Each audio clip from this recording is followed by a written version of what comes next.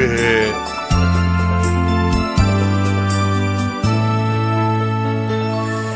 Welcome to join us on the operation of homemade machine model HM728. This is the water cool machine, so you will see the water pipe, both inlet and outlet.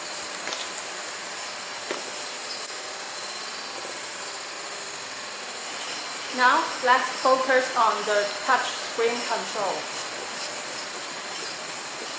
This is the power button.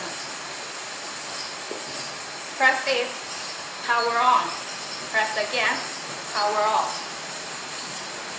On the left side, you will see the production button and washing button for the left hopper. And this is the production button and washing button for the right hopper. Set button indicates function setting. This is the pre-cooling button for left hopper. And this is the pre-cooling button for right hopper. You will also see the increase and decrease